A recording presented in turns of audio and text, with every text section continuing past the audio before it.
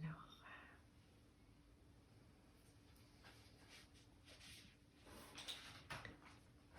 on a déployé la conscience des Panchakoshas déjà. C'est une forme, une organisation qu'on trouve dans le yoga et dans les shastras, dans les écritures. Vous verrez qu'il y a plusieurs ordres comme ça de compréhension de ce qui nous compose. Et un autre ordre, c'est celui des 7 niveaux ou 7 ordres d'existence. Donc vous allez voir qu'il y a beaucoup de commun avec les Panchakoshas et que là aussi, nous allons du plus grossier, du plus manifeste au plus subtil.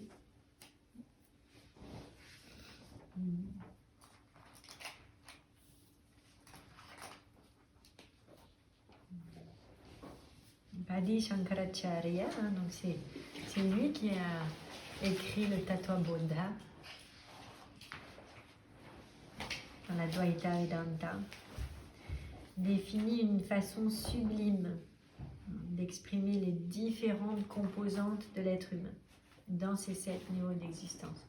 Je pense que vous allez tous les reconnaître et que vous en avez déjà entendu parler au moins une fois de chaque plan. Et plutôt que de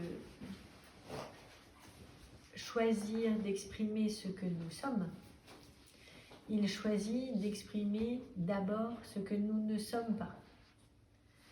Donc c'est la partie la plus grossière qui va jusqu'à la profondeur du plus subtil.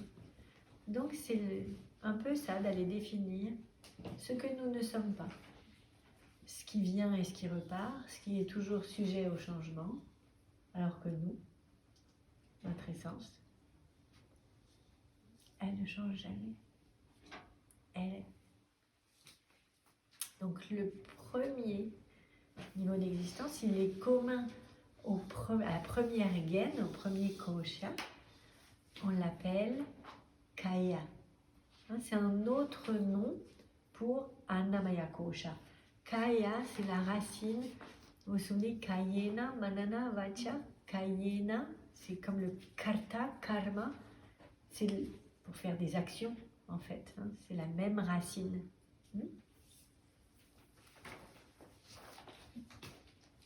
Donc, le corps physique.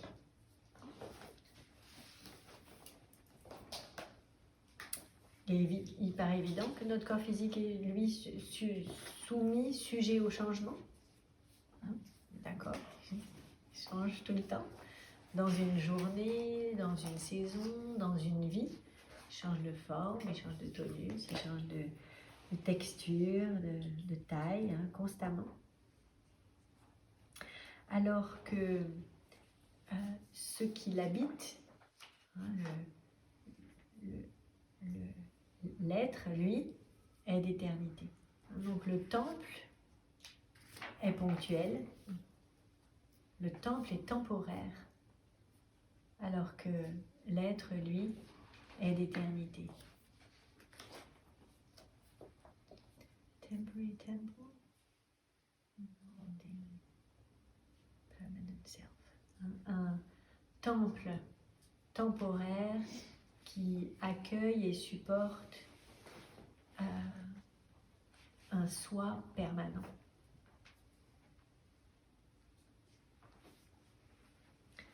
Donc ce corps grossier qui fait partie de Stula Sharira étant celui qui est sujet notamment dans les changements à la vieillesse, c'est peut-être ça qui est le plus évident. Et puis notre deuxième ordre, notre deuxième niveau d'existence, il est aussi commun. Hein, on reprend un peu, mais juste dans une autre vision, il est aussi commun à la deuxième gaine, prana. Hein? Donc là, on n'utilise pas maya kosha, hein, mais prana, le souffle en fait, hein, de ce premier souffle, de ce premier mouvement de vie qui se naît en fait dans le corps physique. Le souffle plus subtil que le corps physique relie ce dernier au mental. Et alors là, je vois hein, que s'il y a les deux, à l'esprit, au mental, dans vos supports. Très souvent, en français, hein, on utilise le mot esprit à la place du mot mental. Hein, ce que j'ai à l'esprit, ou j'ai l'esprit agité, ou c'est le mental en fait. La confusion n'a pas lieu en anglais. Mind and spirit, c'est complètement différent. Ça montre notre niveau de conscience aussi, hein, la façon dont on manipule les mots dans notre langue. Donc il y a, pour nous les Français, il y a vraiment une très grande naissance à la conscience de qu'est-ce que c'est que le mental et qu'est-ce que c'est que l'esprit. Parce que même dans notre langage, c'est pure confusion.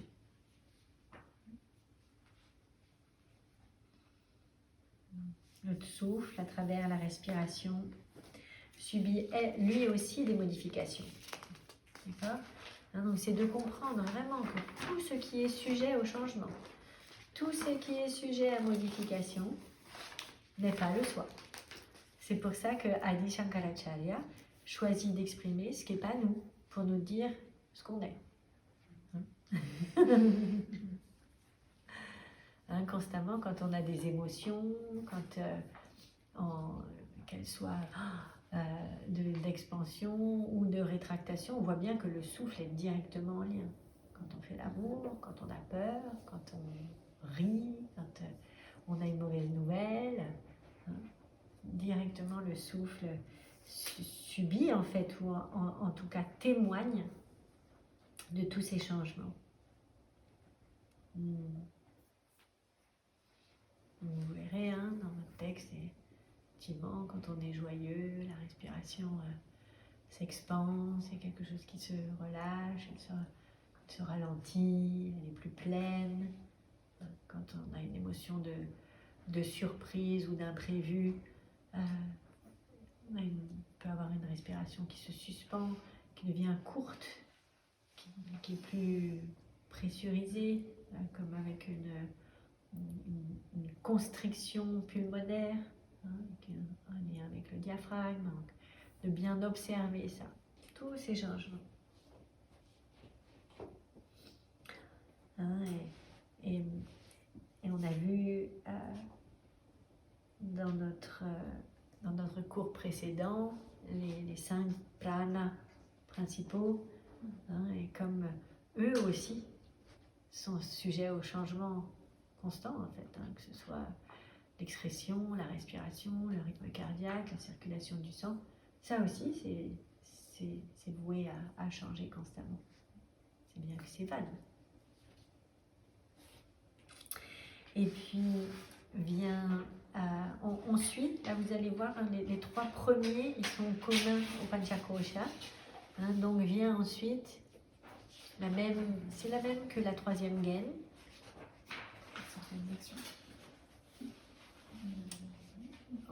Ouais, alors c'est quel kosha?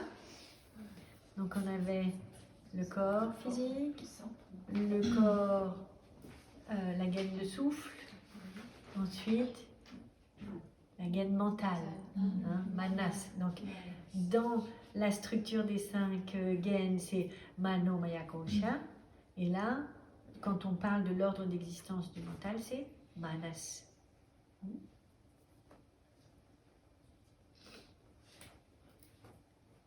Donc c'est lui, effectivement, qui reçoit les stimuli.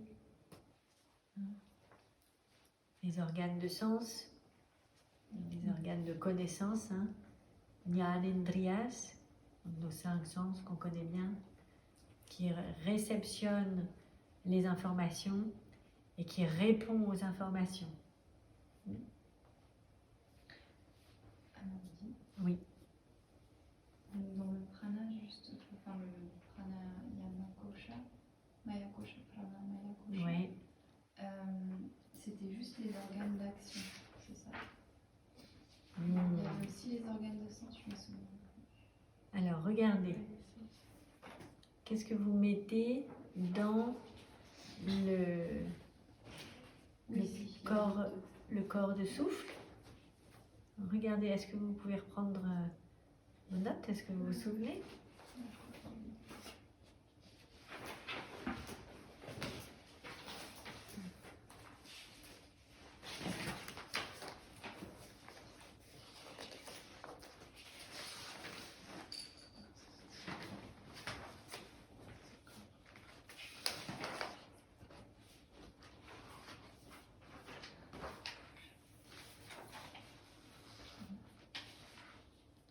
Vous dites oui? Oui. Ouais. C'est ça. Ok. Et après, du coup, qu'est-ce qu'il y a dans Prana Maya Kosha? Vous vous souvenez? Il y avait Les différents systèmes, Mhm. les organes d'action. Oui. Derrière organe d'action. Mm. Ok. Donc dans le manas, qui contient effectivement les jnanendriyas, ou aussi les 5 sens, vue, ouïe, toucher, goût, odorat, eh bien c'est l'organe qui perçoit l'information et qui va la transmettre. Et là, vous pouvez mettre une petite note, et moi je vais mettre une petite note. Hein. Là, c'est mis à l'intellect pour qu'il soit traité, mais là, en l'occurrence, l'intellect, on garde ce mot-là, donc on va le changer, parce qu'on garde ce mot-là pour la buddhi, c'est celle qui arrive après. D'accord? Donc là, on pourra mettre le mental à la place. Je vais t'emprunter ton... Merci.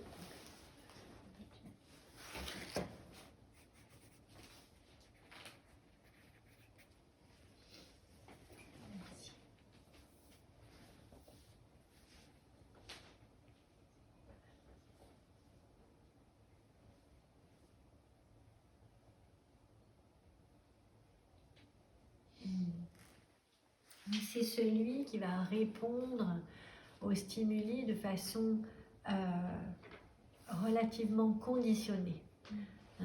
Et c'est celui qui y répond très souvent plutôt sous la forme d'une réaction.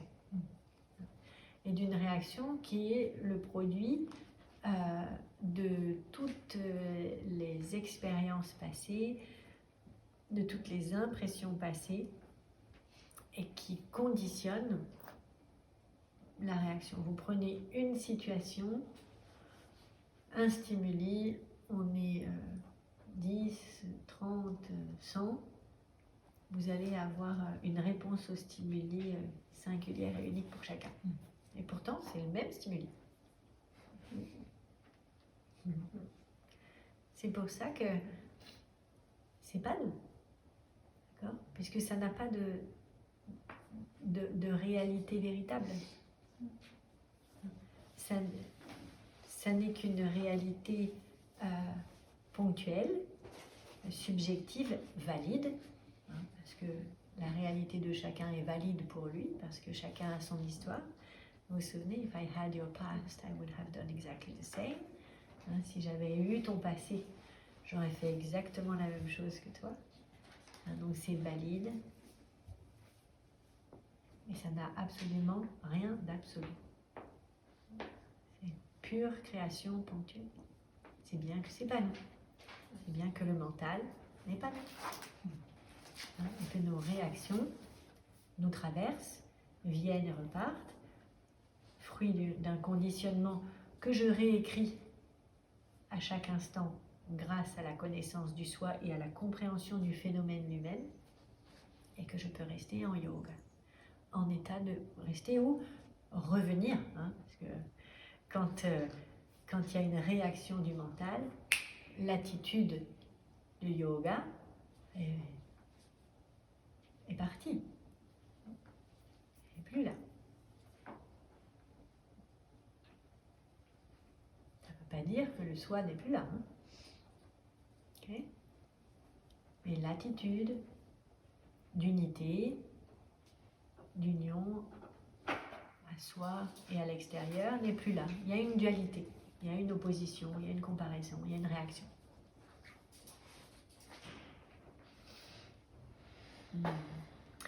Et puis vient ensuite le quatrième niveau, ou quatrième ordre d'existence, c'est la partie complémentaire dans Antakarana Shuddhi, dans l'outil mental, qui lui est beaucoup plus objectif. Buddhi, hein, la racine Bouddha. Quand la Buddhi est engagée, hein, qu'on lui a laissé la place, eh bien, elle perçoit le stimuli. Elle peut même percevoir la tendance du mental à y réagir.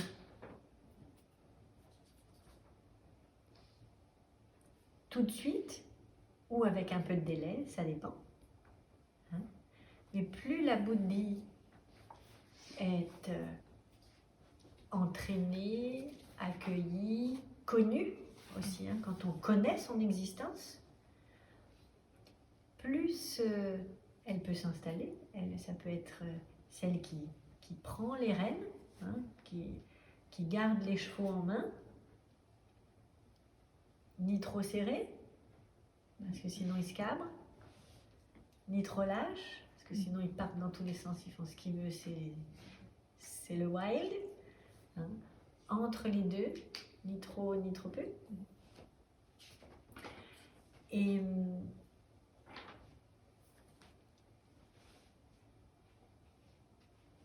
c'est elle qui me permet, du coup, hein, de moins en moins d'intensité, de réaction, de moins en moins de fréquence. Alors souvent on dit fréquence en premier. De moins en moins de fréquence de réaction, de moins en moins d'intensité de réaction.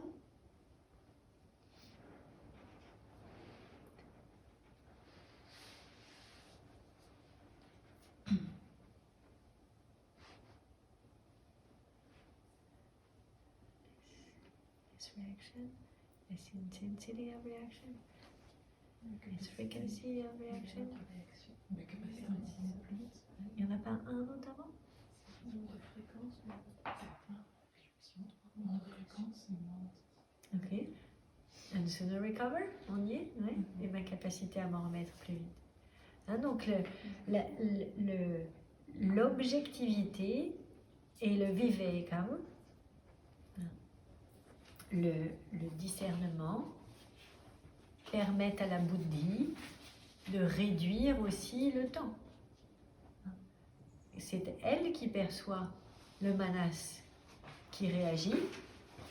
Quelquefois, elle peut le percevoir en simultané, c'est ça, et quelquefois des années après. Parce que quand l'ego est engagé et qu'il a toutes les bonnes raisons de justifier sa réaction, parce que quand même, hein, Buddhi, là, hein, et là c'est la danse entre Manas et celui qui arrive, pas tout de suite le coup d'après, Ankara. Avant, on va le prendre dans l'ordre. On va le prendre dans l'ordre. Il y a Chitta. Et Chitta, c'est la mémoire. Ouais. On était rentré déjà dans cette compréhension-là? Ouais. On l'avait nommé. Ouais. Okay. Donc Chitta, c'est Meda Devi aussi, c'est la mémoire. En fait, pourquoi est-ce qu'elle est entre la Buddhi et Ankara? et la personnalité. Pourquoi est-ce qu'elle est entre l'intellect mature et la personnalité? Parce que c'est elle qui imprègne en fait.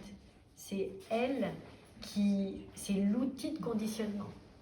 Bon ou moins bon. Hein, conditionnement vertueux comme conditionnement vicieux. C'est-à-dire que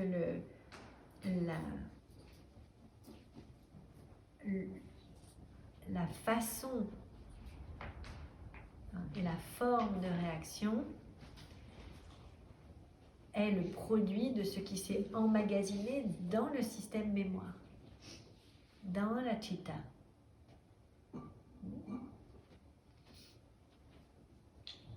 Donc c'est ce qui vient enregistrer, stocker les informations, les événements, les situations, les sensations,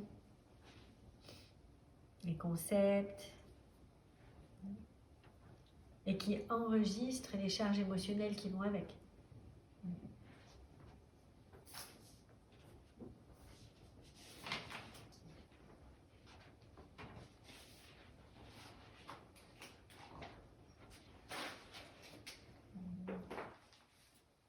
Et ça devient ce qu'on appelle les impressions, vous vous souvenez, les samskara.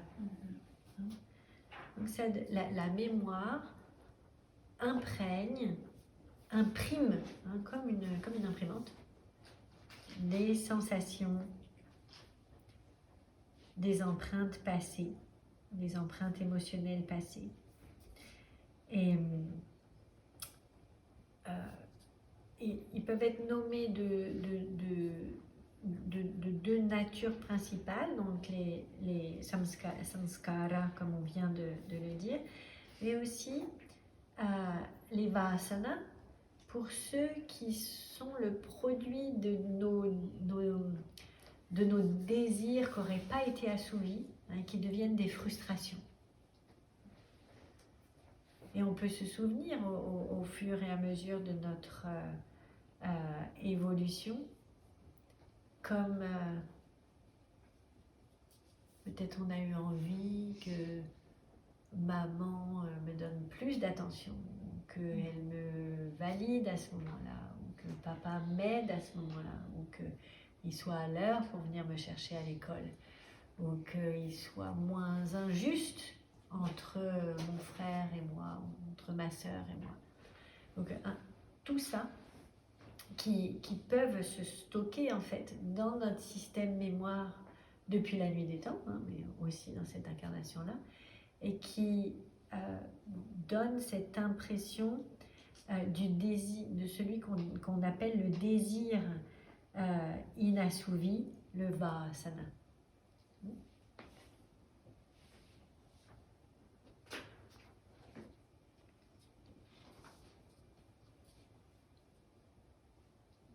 Et toutes ces impressions, cette banque de données va créer le prarabdha karma, le script en fait.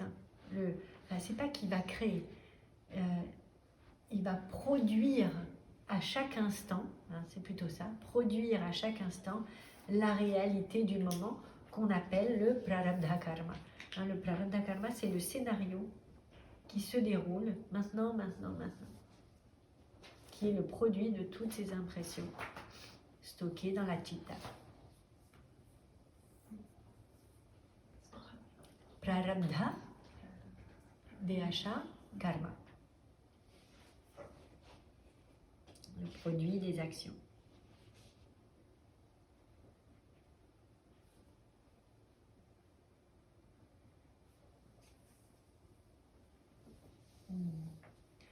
Et au cours du Prarabdha Karma, de notre scénario, eh bien, vient donc le 5e, le 6e, on est au 6e là. 6e niveau d'existence, 6e ordre d'existence. Ahankara. Ahankara. Ahasha. Ahankara. L'organe d'identification, on peut l'appeler comme ça, la personnalité de la personne ou l'ego. Mais en enlevant ce qui est le gros mot qui va avec l'ego. Moi j'aime bien l'organe d'identification. C'est comme l'organe mental.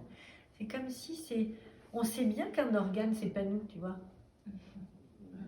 Donc quand on met l'organe mental ou l'organe d'identification, il y a quelque chose qui peut objectifier. Voilà, c'est ça.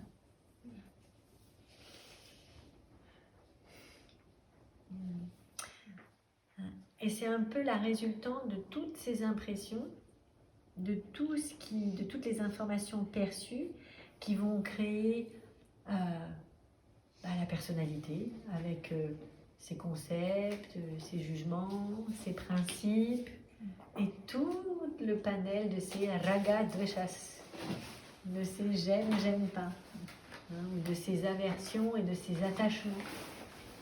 Et ce sont vraiment nos raga dveshas, nos aversions et nos attachements qui créent notre personnalité. Vont conditionner nos choix, nos décisions, notre originalité. Elles viennent renforcer l'identité et le jeu. Alors c'est un passage obligé, entre guillemets. Et c'est important de bien nourrir cette personnalité pour qu'elle ait conscience de sa nature, de ce qu'elle est. Parce que sinon, il peut y avoir les crises identitaires. Heureusement, on a plusieurs phases qui sont bien définies pour ça déjà, où on est OK avec notre crise identitaire de 14 ans, de 21, de la quarantaine, de la middle life à 50 ans. Enfin, ça y est, maintenant, on a un peu plus d'outils que nos grands-parents pour gérer ça. Imaginez. En Occident, il y a encore 30, 40 ans, il y a eu les premières ouvertures un peu au 20e, mais si peu, quoi. C'est tellement tardif. Quand on pense à nos parents, je pense à ma mère, c'est pareil, je me dis. Comment ils ont fait sans outils, quoi. C'est planter un clou sans un marteau, quoi. Donc, ils ont vraiment fait du mieux qu'ils pouvaient, avec ce qu'ils avaient, avec ce qui leur avait été transmis. Donc là où les sentiments vont créer presque une entité séparée, c'est vraiment ça, eh bien se nomme Ahankara, l'ego ou le sentiment du moi ou du je.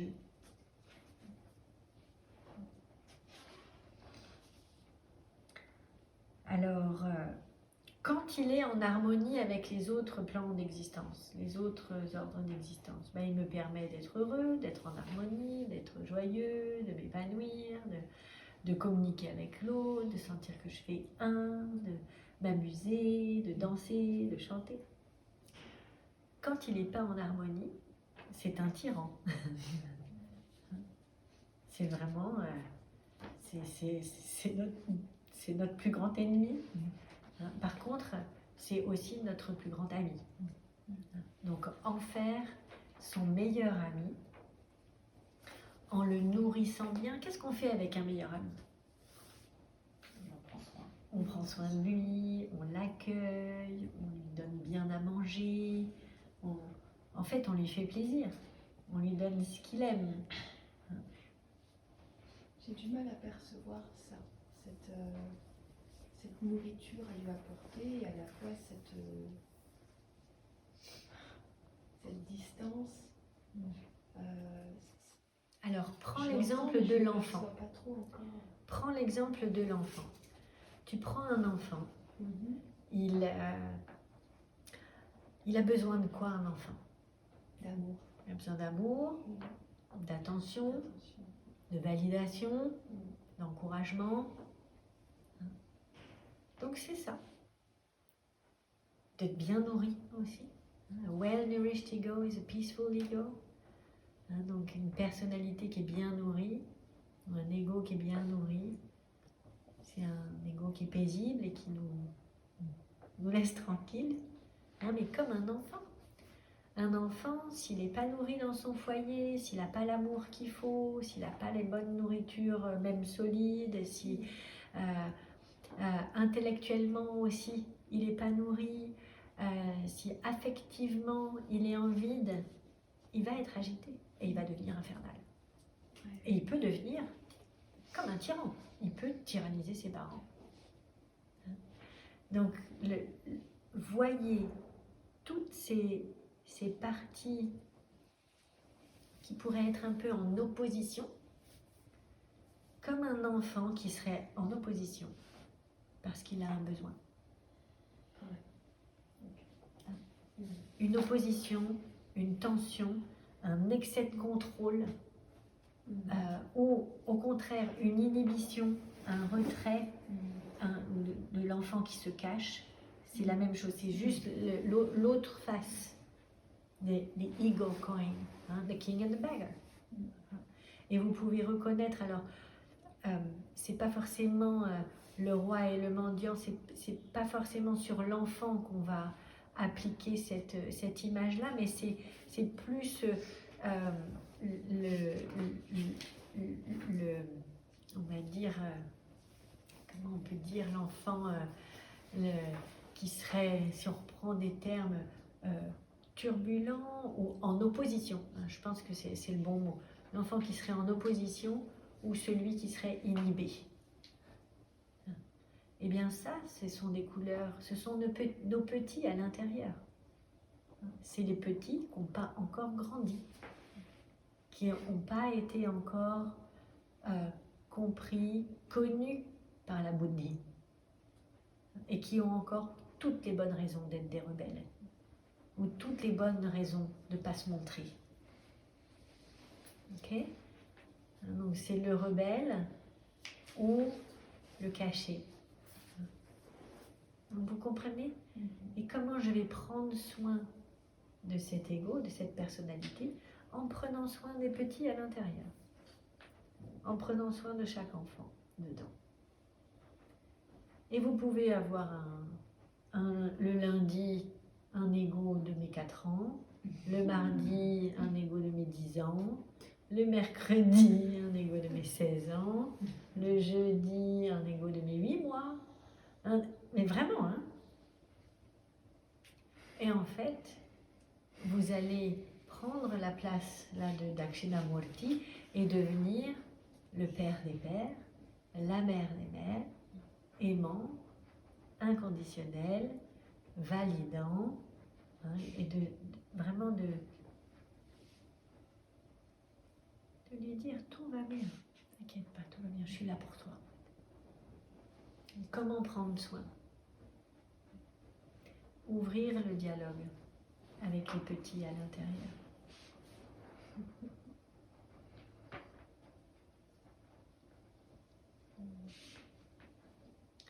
Et puis, dans ce module dont on parlait tout à l'heure, je crois que j'aimerais vraiment beaucoup prendre du temps pour tout ce travail des petits à l'intérieur. Ça, c'est vraiment l'héritage des enseignements de Radha. C'est ce qu'elle nous transmet, c'est très précieux. Donc voilà comment je vais prendre soin. Hein. Et si on vous dit non, mais il faut transcender l'ego, il faut tuer l'ego, il faut annuler l'ego, franchement, sauvez-vous. C'est pas possible en fait, ça va être pire. Qu'est-ce que vous faites si vous enfermez un gamin dans un placard? Si vous lui dites maintenant tu te tais, en fait je veux pas t'entendre. Hein? Ou si vous lui dites mais c'est n'importe quoi, mais pourquoi t'es en colère? C'est moi qui devrais être en colère. Hein? Ok? Comment est-ce qu'on peut... How can you bypass the heart? Bypass, c'est passer au-dessus, faire l'impasse en fait. Comment tu peux faire l'impasse sur le cœur? Donc c'est prendre soin de ce cœur, quel que soit l'âge qu'il est.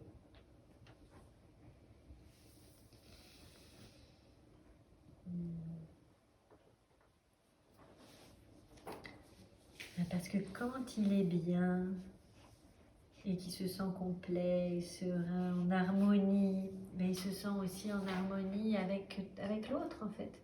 Il n'y a plus cette division et cette opposition. Il est en harmonie avec l'autre, il est en harmonie avec son environnement.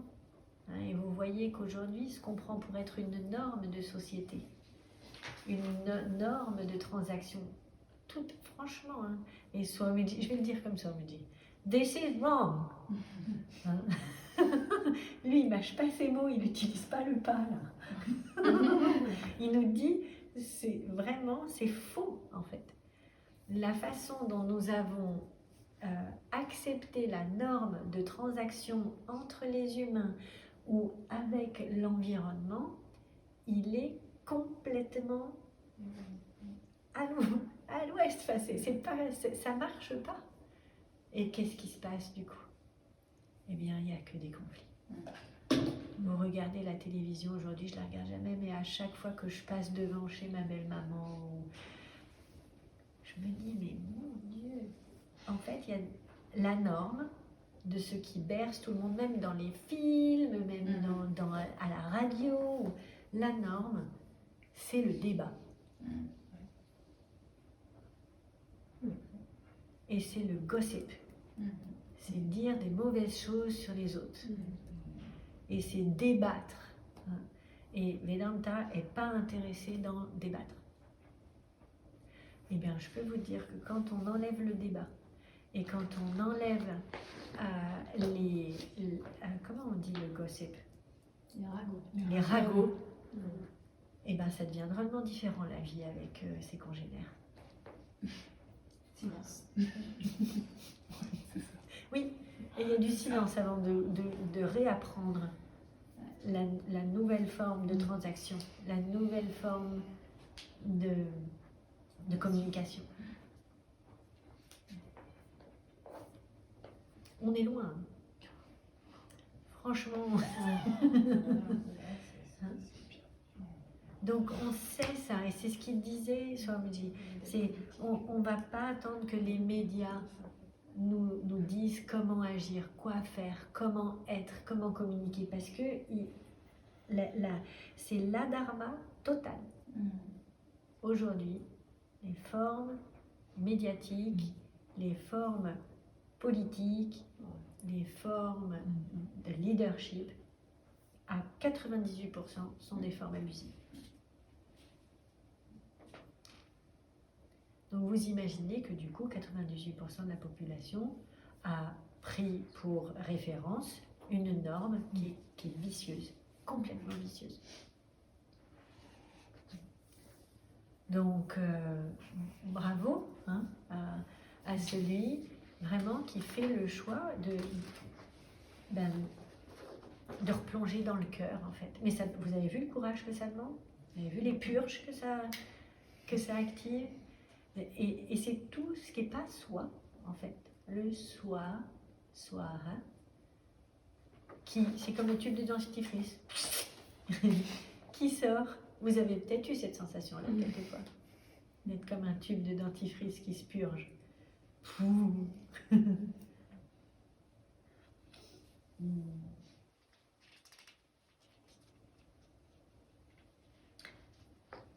Et grâce à nos outils, grâce à toutes nos pratiques, grâce à nos disciplines heureuses, grâce à nos pranayamas, grâce à nos asanas, grâce à nos dhyana, nos méditations, dharana, nididhyasanam, nos contemplations, nos moments de méditation, nos kriyas, nos exercices de purification, eh bien, ce ahankara, l'organe d'identité, peut commencer à se clarifier, à devenir de plus en plus limpide.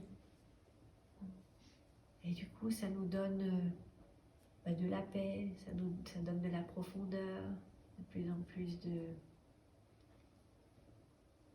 de plaisir en fait. Et toutes nos santé s'en font ressentir. Nos santé physique, mentale, émotionnelle. Parce qu'elles naissent toutes de ça. Hein. L'onde précède la particule. Hein. Vritti, hein, les pensées, les sensations, le vibratoire précèdent la manifestation. Et vient le 7e ordre d'existence, le dernier, le soi, S-W-A. Hein, soi, S-W-A, le soi. Quand ça chante, ça Uh-huh. Oui. Et donc, c'est juste le 7e qui est nous. Les 6 premiers ordres, c'est pas nous. Hein, donc, il commence bien à décrire ce qui n'est pas le soi, hein, avant de décrire le soi. Hein, le 7e ordre. Seul le soi, l'être, est non soumis au changement, non dépendant du temps et de l'espace, complètement libre de toute loi de la physicalité.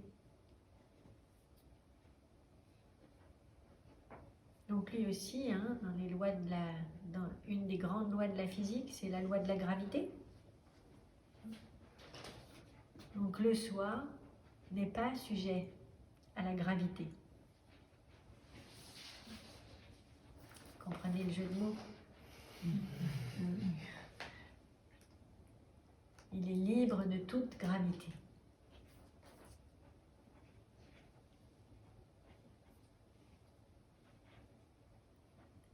Et souvent dans le Vedanta vient dire And mommy, I know you are gravity. And I'm not going to try to change you. Hein, et maman, je sais que tu réponds dans ta personnalité à la gravité. Et je ne vais pas essayer de te changer. Est-ce que vous allez essayer de changer les lois de la gravité? C'est comme ça?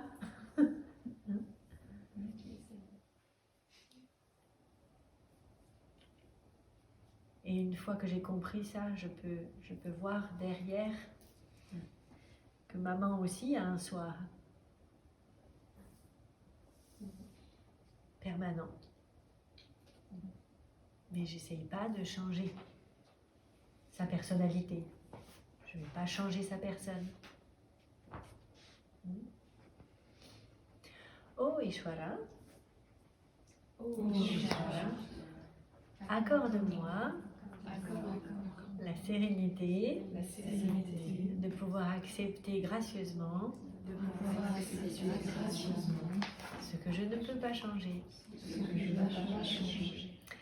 Oh Ishvara, accorde-moi. Oh Ishvara, accorde-moi la volonté et le courage de changer ce que je peux changer. Oh Ishvara, accorde-moi la sagesse de connaître. Accorde-moi la sagesse de connaître La différence entre ce que je peux changer et ce que je ne peux pas changer. la différence entre ce que je peux changer et ce que je ne peux pas changer.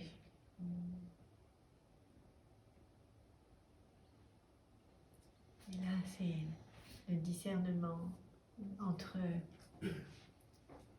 le permanent et l'impermanent, entre les 6 premiers ordres d'existence et le soi.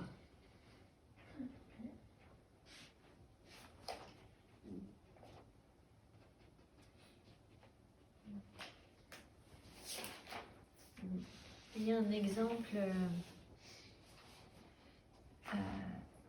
yogique et védique qui vient souvent, c'est celui du soleil. C'est pour ça que le soleil est si important pour nous. Hein. Il est quand même très relié. Et le soir, c'est le soleil. si ce qui est auto-émanant, auto-effulgent, auto-existant, auto-brillant, complètement indépendant. Il est son propre luminaire, il n'a pas besoin de qui que ce soit pour briller, contrairement à la Lune et toutes les autres planètes, c'est une étoile. Une étoile, elle brille, elle est son propre luminaire. C'est le soi. Et alors, dans cette image, j'ai le choix de pouvoir regarder le soleil, comme là, à travers les nuages, de là où je suis. Vous regardez l'existence d'auto-brillance là-bas, d'auto-émanence, de permanence. Et vous voyez les nuages qui viennent et qui repartent. C'est souvent ce qu'on nous dit pour la méditation et tout ça. Hein? Vedanta nous propose autre chose. Vedanta nous propose de nous asseoir en tant que soleil. Asseyez-vous à la place du soleil. Là. Soyez le soi. Soyez Surya. Et regardez tout le reste à partir de ce siège-là.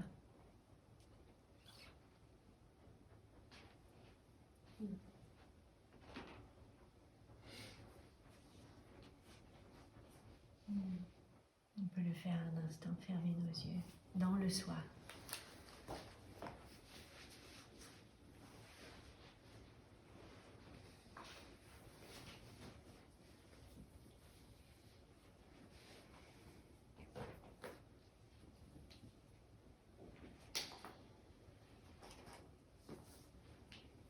Dans Surya, en tant que Surya.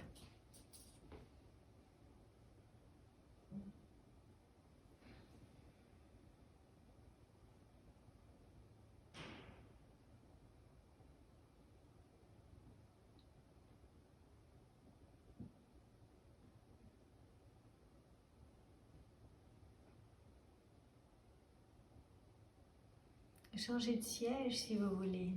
Asseyez-vous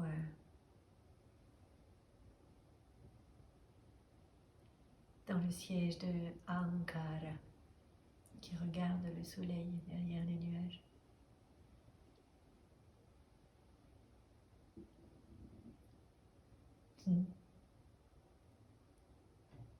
Et rasseyez-vous en Surya.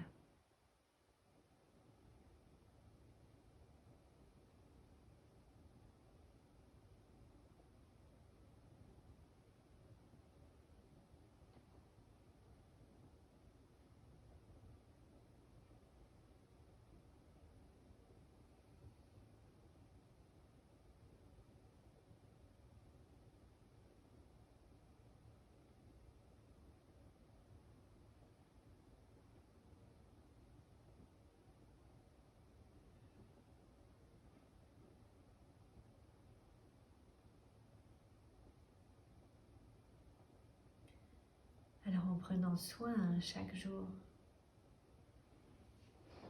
de s'asseoir dans son illimité, dans le soi, Atma, dans votre vraie nature.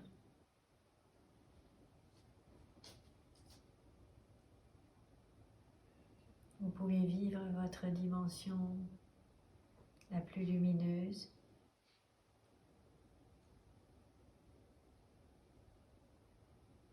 la plus rayonnante.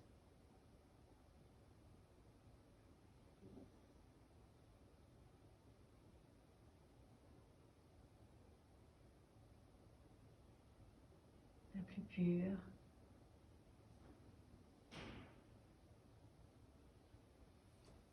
Pure en tant que conscience pure.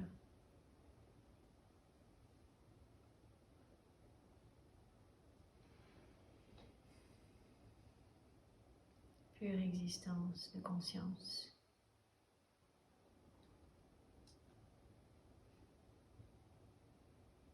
bonheur illimité, Satchitanandam.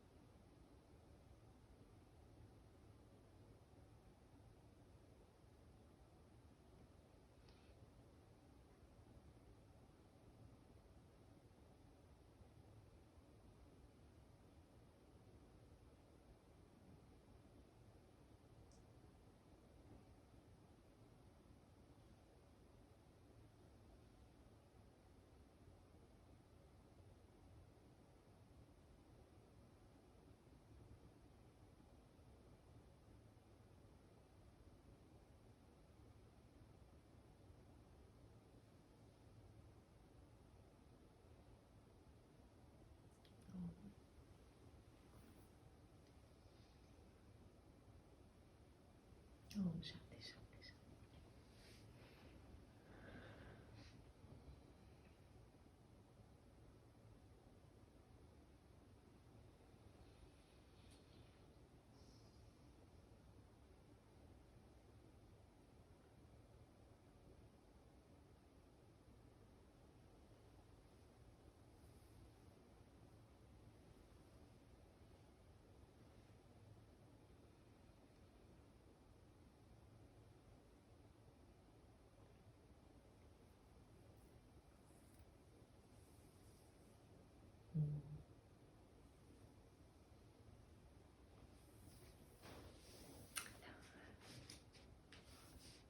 C'est différent de regarder le soleil ou d'être le soleil. Oui. C'est énorme. C'était une image qu'on n'a pas de son nom, alors que mon carreau subit des nuages. C'est ça.